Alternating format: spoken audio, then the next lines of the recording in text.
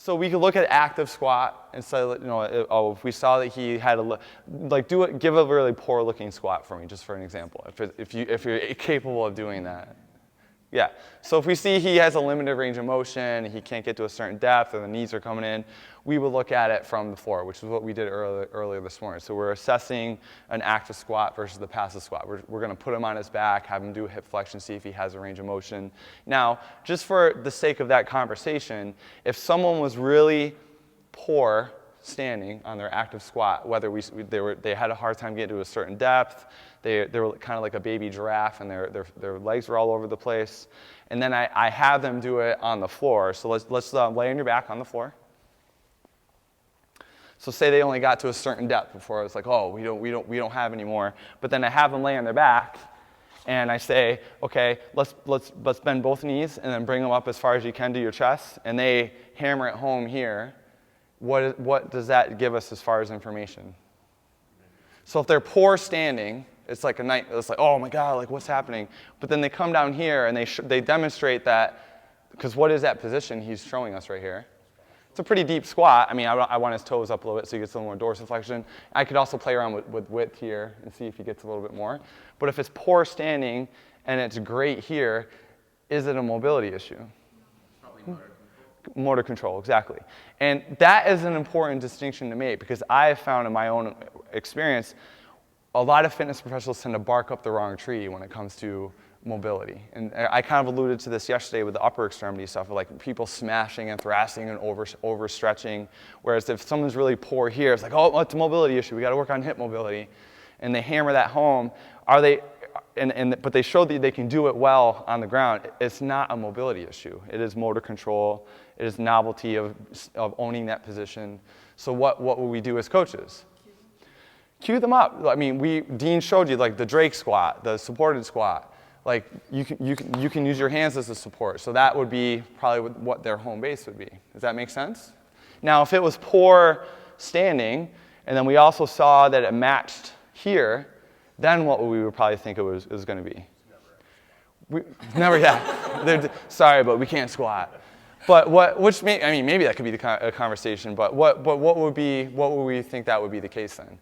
Then maybe we're talking about it's a structural issue, it's a mobility issue, and then we can start playing around with additional foam rolling, getting the glutes and stretching a little bit more. Then we can start playing around with that. Does that make sense? So that is an important distinction to make that we can do very quickly with just watching somebody do a bodyweight squat.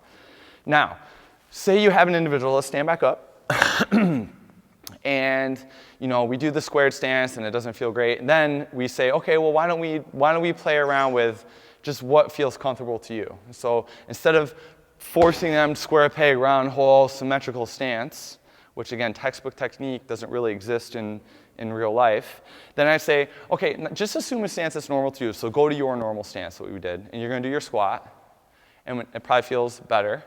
Now, say that it still didn't feel quite great, or you still see some body swaying or anything like that. What can I start playing around with now?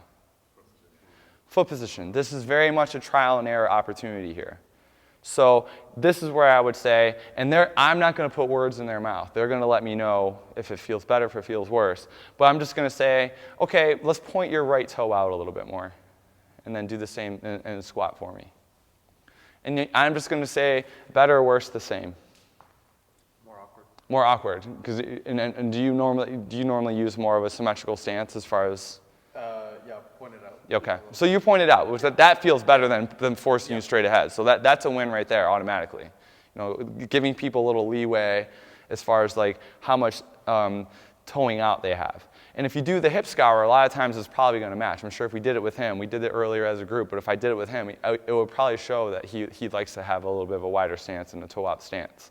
So let's go left foot out a little bit. So bring your right foot back. Yep, and try that. Better, worse, the same, weird. Same thing on the other side. Weird.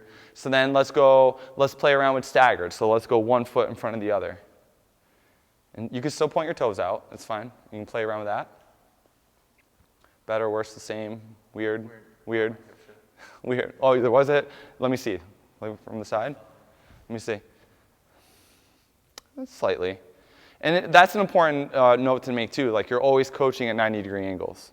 So what I see from the front is going to be quite different what I see from the back, which is going to be quite different what I see from the side. So even with all these different transitions, I am kind of, I mean, for the camera, I was trying to stay put, but I am trying to be more of a 90-degree coach where I'm looking from the side, from the front, from the back.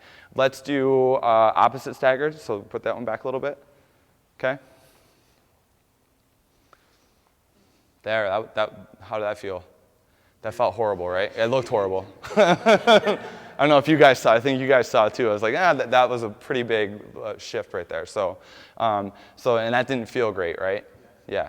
So I would be like, oh, he's telling me with his words, like, oh, that didn't feel great. So would I force him into that stance? No. So this is just to showcase how an actual live assessment looks like when I am working with somebody new, and I'm trying to see like what is the best fit for them. I'm trying to see when I actually do a assessment on the table, and we're doing all the stuff that we did this morning, and now we're starting to apply it to the actual movement. I'm trying to see if all this stuff matches and what feels better for him or her. Does that make sense? Okay. We can also play around with what remember B stance? Or the kickstand stance. Do you ever play around with that a little bit? So let's go, like stagger your stance a little bit, and let's go one heel up. So your back heel is going to stay up, and you're going to squat in that fashion. So try that. It's kind of like fake one-legged squatting, or more of a kickstand. How'd that feel? Awkward. Smoother? Okay, cool. And then let's try the other side, just to play around a little bit. You feel the shift a little bit more. So that emulates what we saw prior.